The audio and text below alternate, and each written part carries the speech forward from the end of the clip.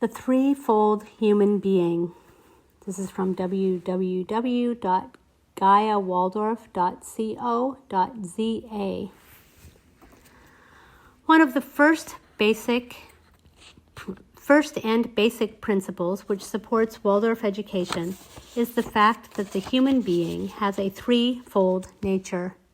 It is designed into the kindergarten, primary, and high school curriculum, and teachers design their own lesson plans to create a balance between these three soul faculties.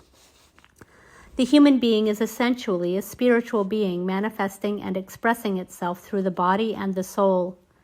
These three elements, the body, soul, and spirit, together give us our threefold nature. The spirit is our individuality, our divine nature, that which is eternal and permanent. The soul is the unseen part of ourselves, the seat of our feelings. It is also called the aura or the mind. The body is the three-dimensional part of ourselves, which is not permanent and subject to physical laws. In turn, each one of these three elements of our being contains within it a threefoldness. The body. The body consists of the head, the trunk, and the limbs, and within these three, we find the three major systems of the body. When we observe these more closely, we see that the head is round with a hard exterior and a soft interior. We think with our heads, and the majority of our sense organs are located in the head. The head rests at the top of our spinal cord and operates best when it is still and cool. The brain/nervous system is contained within the head, and it is in our heads that we are most awake and conscious. The bone structure, which supports our trunk, the rib cage, is intermittent with a bone and then a space, bone and space. Contained within our rib cage, we find the heart and lungs. Both of these organs operate rhythmically, our heartbeat and breathing. Our trunk operates best with a gentle and steady rhythm. The trunk contains our blood/circulatory system, and with up to 90% of our body fluid, it flows and pulses. We are half awake and half asleep and not fully conscious of the activity in our trunk. We experience a dreamy consciousness here. Our limbs enable us to move through the world, to move other things through the world, to build, to create, to heal, and to pray. They are long and straight, soft and fleshy on the outside, with a hard, bony interior. Situated just above our legs is the digestive system, which is very active, very hot, unseen, and unnoticed. We are fast asleep and unconscious of the activity in our digestive system. The soul. We have three soul faculties which relate to these three areas of the body. They are thinking, feeling, and willing. Thinking is a very rational activity. We want to know things and they need to make sense. Thinking is an activity in which we need to be awake and conscious. It is our cognition, the process of recognizing something. It is between the ages of 14 and 21 that we start to awaken more and more our thinking. Our bodies go through some radical changes at 14. Hormones create havoc. We argue with our parents, reject the status quo, and think we know it all. We continue to go through changes every 7 years. Our feelings are not as rational as our thinking. They have a more dreamlike quality to them. They are less structured and not as awake.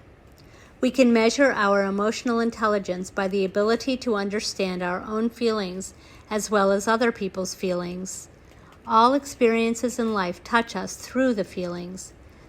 Between the ages of 7 and 14 years, our feeling life begins to express itself more and more. We are able to express our own feelings and to understand how another person feels. Teaching a class of children, I often hear the expression, "It hurt my feelings," something a 3 or 4-year-old would not say. An emotionally strong adult will start to develop their feelings during this period. The arts, drama, storytelling, color, and movement assist in the development of our feelings. Willing is our motivational energy, our will to live and to experience life. A lack of motivation equates to a lack of purpose. As our limbs carry us and move us through the world, so too does our will enable us to get things done and move towards our destiny. It has an unconscious and sleep-like quality. Up until the age of 7, we live most strongly in our will. We are mostly unconscious, and we learn through imitation.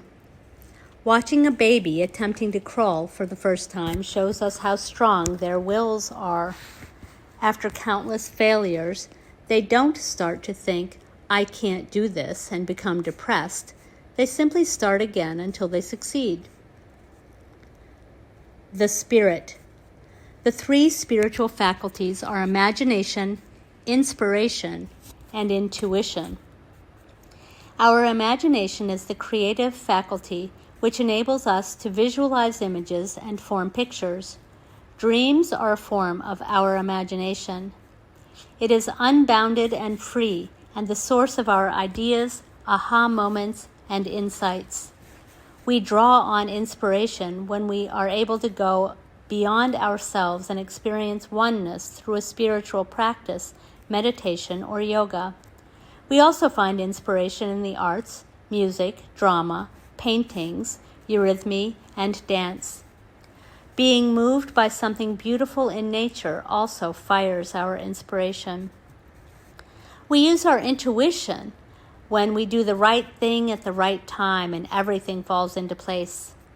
The more you are in the flow of life, the more you can bear the fruits of your intuition. How we live our lives has a profound effect on our spiritual intuition. The physical world is a reflection of the spiritual world. Creativity in education is what sets Waldorf schools apart from mainstream schools. Each faculty is awakened, stimulated, and nurtured, and each child is allowed to blossom and grow as an individual.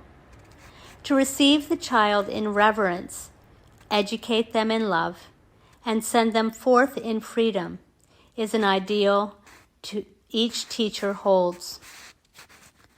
Pablo Picasso said, "All children are born artists. The problem is to remain an artist as we grow up." I found what Ken Robinson had to say in his TED Talk entitled, "Do Schools Kill Creativity?" interesting. Below is a transcript from some of his talk. For the full talk, click on this link. Here's the link. It's http://YouTube/I_G9_C_E_5_WBT_Y. So these are excerpts. But something strikes you when you move to America and travel around the world. Every education system on earth has the same hierarchy of subjects. Every one. Doesn't matter where you go. You would think it would be otherwise, but it isn't. At the top are mathematics and languages, then the humanities, and at the bottom are the arts. Everywhere on earth. And in pretty much every system, too. There's a hierarchy within the arts. Art and music are normally given a higher status in schools than drama and dance. There is not an educational system on the planet that teaches dance every day to children in the way we teach them mathematics. Why? Why not? I think this is rather important. I think math is very important, but so is dance. Children dance all the time if they are allowed to. We all do. We all have bodies, don't we? Did I miss a meeting? Laughter. Truthfully, what happens is, as children grow up, we start to educate them progressively from the waist up. Then we focus on their heads and slightly to one side. Here's the second excerpt. Our education system is predicated on the idea of academic ability, and there's a reason. Around the world, there were no public systems of education really before the 19th century. They all came into being to meet the needs of industrialism. So the hierarchy is rooted on two ideas. Number one, that the most useful subjects for work are at the top. So you were probably steered benignly away from things at school when you were a kid, things you liked, on the grounds that you would never get a job doing that. Is that right? Don't do music, you're not going to be a musician. Don't do art, you won't be an artist. Benign advice, now profoundly mistaken. The whole world is engulfed in a revolution. And the second is academic ability, which has really come to dominate our view of intelligence because the universities designed the system in their image. If you think of it, the whole system of public education around the world is a protracted process of university entrance.